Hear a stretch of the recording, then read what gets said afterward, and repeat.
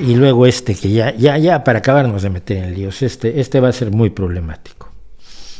Pero Cristian Camilo Andrés Ávila Castro me pregunta, ¿fue justo y necesario que Estados Unidos lanzara las bombas a Hiroshima y Nagasaki para parar la guerra?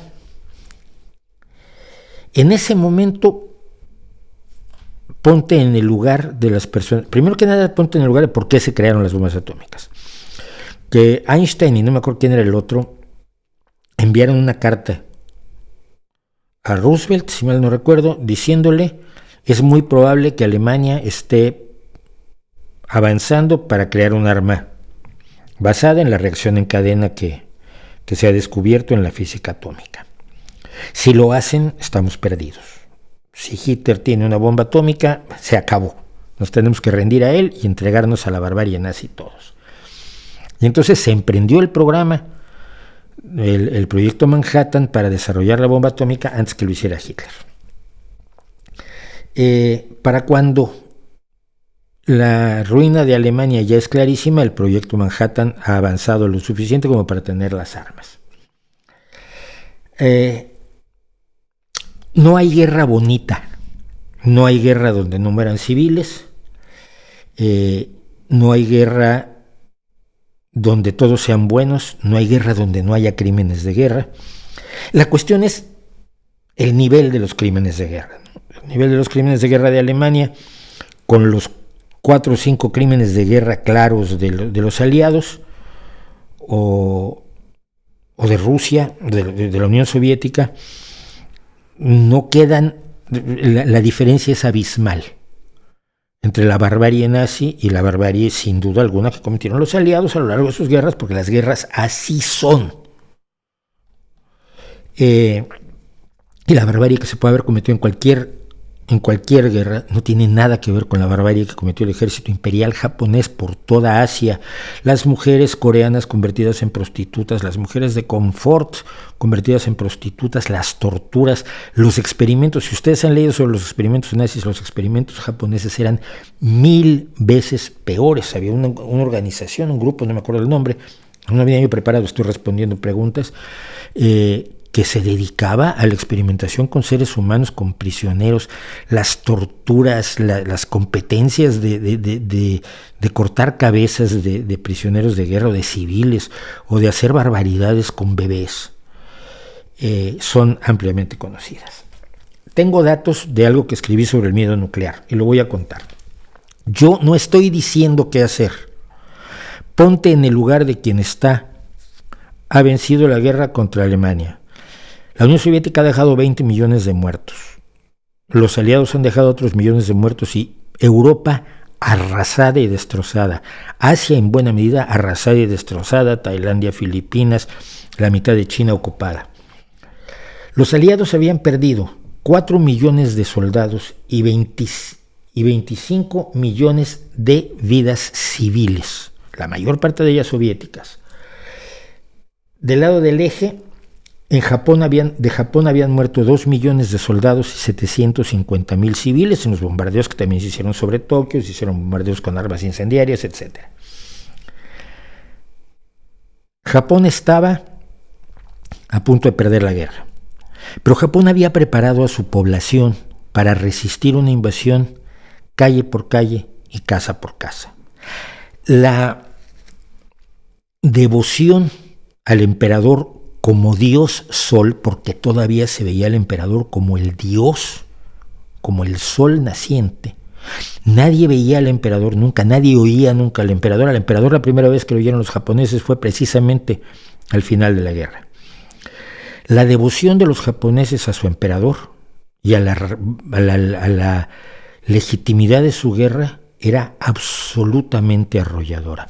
Y un ejemplo de esa devoción es la de los soldados que se quedaron haciendo la guerra en las selvas de algunas islas de Asia hasta los años 70 y 80, porque mientras el emperador no les ordenara que se rindieran, ellos seguían luchando. Tienes que pensar que Dios te ha mandado a luchar. Esto es como las cruzadas cuando Cristo mandaba a luchar a la gente. Bueno.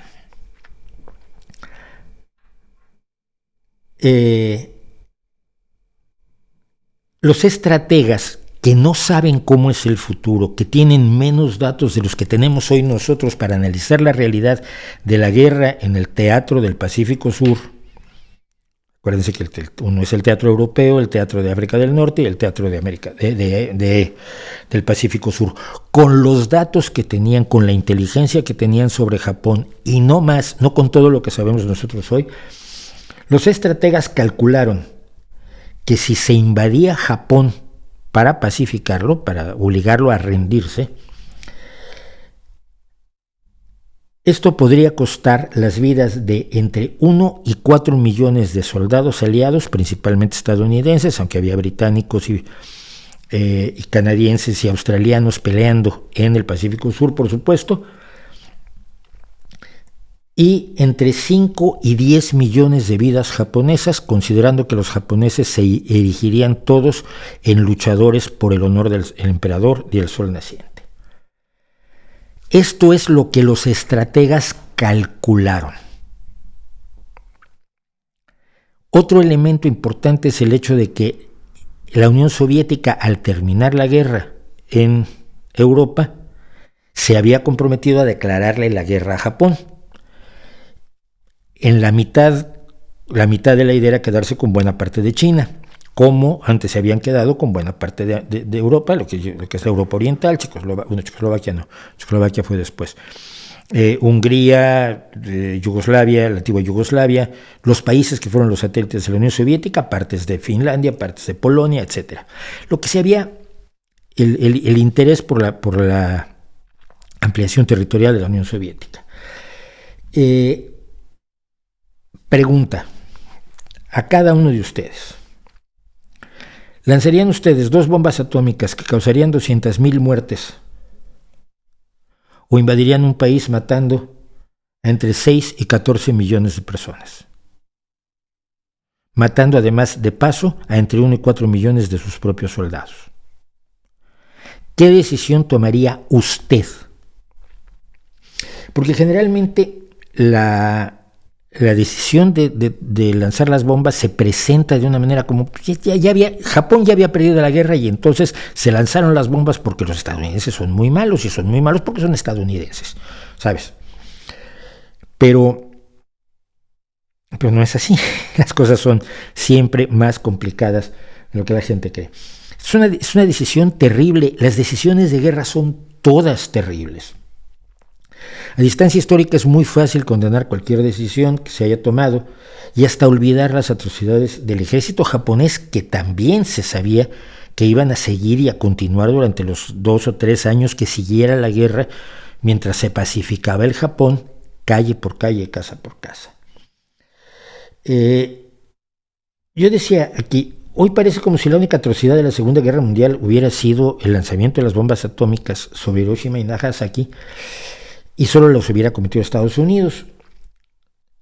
Y se señala a Estados Unidos porque para muchos es el adversario ideológico y político. Pero el asunto no se puede despachar sin tener en cuenta lo que era el expansionismo militar imperial de Japón, las masacres que cometió en la guerra, lo que vieron los soldados aliados a todos los países en la guerra. Y eso también lo pensaban los científicos que hacían la guerra. Algunos, como Oppenheimer, y yo lo entiendo perfectamente, una vez que vieron el poder destructivo de la bomba atómica, se opusieron a la creación de la bomba de hidrógeno más adelante. Pero en ese momento, ¿usted qué hubiera hecho? Es muy fácil condenar a distancia, pero yo creo que tenemos que tener un conocimiento profundo de los hechos reales, del contexto histórico de ese momento, antes de decir nada. Y allí lo dejo, porque cada uno de ustedes habría tomado una decisión diferente probablemente, pero en todos los casos, y estos tenganlo muy presente por favor, en todos los casos, sin importar qué decisión hubiera tomado cada uno de ustedes, tendría sangre de inocentes en las manos, tendría sangre de civiles en las manos, millones, cientos de miles, cada quien decide, cada quien ve la realidad como quiere, pero era inevitable. Cualquier decisión que se tomara iba a ser terrible, que es lo que siempre pasa en las guerras. Por eso es preferible rehuir rehuir las guerras.